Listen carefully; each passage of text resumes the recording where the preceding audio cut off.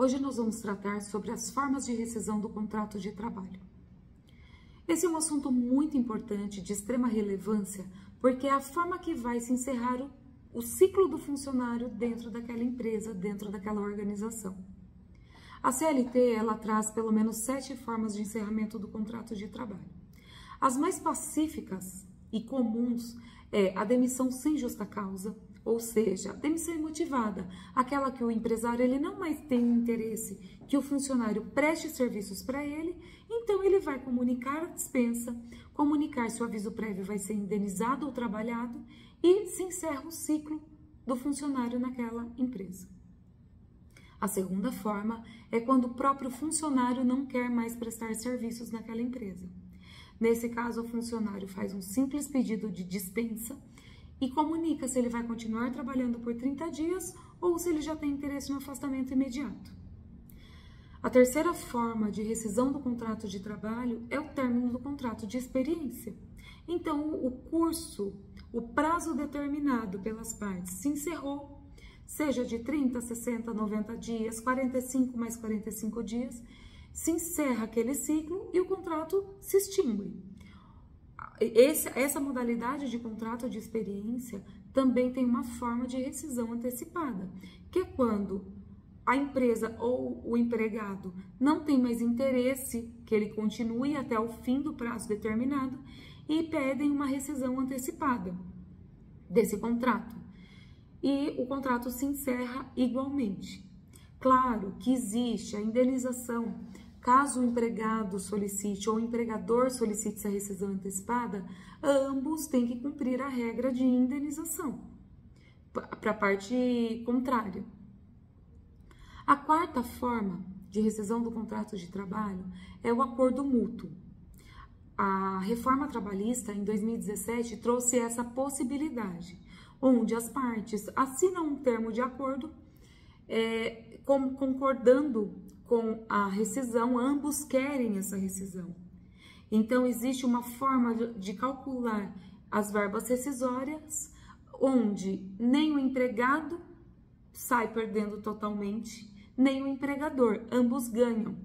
Porque quando eu tenho uma rescisão imotivada ou um pedido de dispensa, o encargo fica para quem deu causa à rescisão do contrato.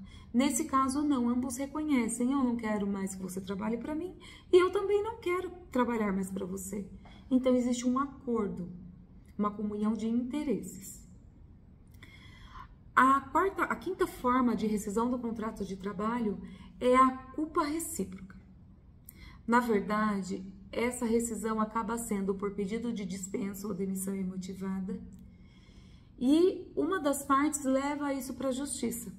Nesse caso, a própria justiça, avaliando os dois lados, ela vai determinar ou enxergar que houve uma culpa recíproca nessa rescisão do contrato de trabalho, ou seja, ambos deram causa a essa rescisão. Não foi nenhum e nem outro que quis, ambos deram causa a essa rescisão.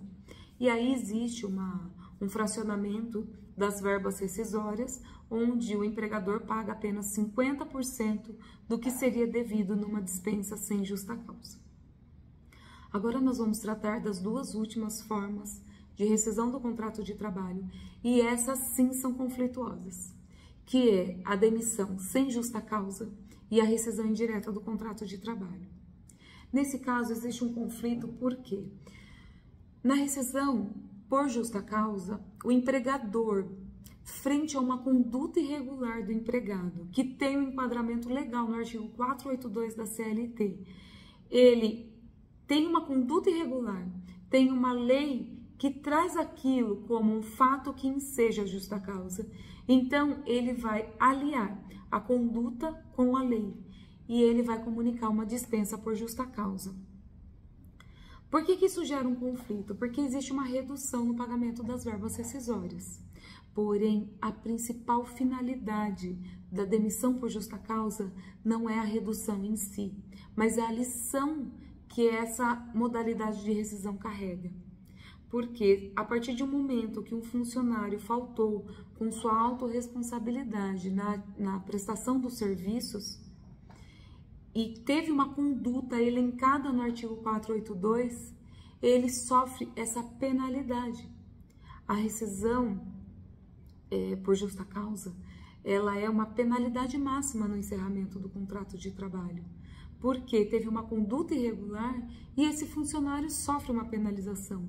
Claro que o efeito imediato é a penalidade financeira, porque ele deixa de receber algumas verbas, mas a lição que ele carrega é não ter aquela conduta novamente, quando ele estiver novamente num novo prestador de serviços, numa nova empresa.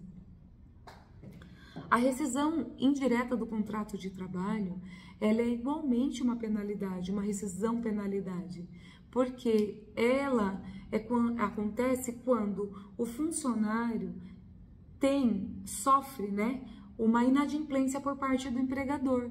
Então, o empregador deixa de pagar as verbas rescisórias ou deixa de pagar verbas devidas ao funcionário, deixa de fazer recolhimentos legais e inúmeras outras formas que pode acarretar essa rescisão. Nesse caso, o empregador ingressa com uma ação na justiça pedindo o reconhecimento pelo juiz da rescisão indireta. A origem da legislação, é possível se verificar que o que busca a lei? Ela busca trazer o equilíbrio entre os seres humanos. O ser humano, ele precisa, na essência, de equilíbrio, tanto na conduta, no exemplo do empregador quanto do empregado. É necessário equilíbrio, é necessário que ambos tenham equilíbrio no trato um com o outro.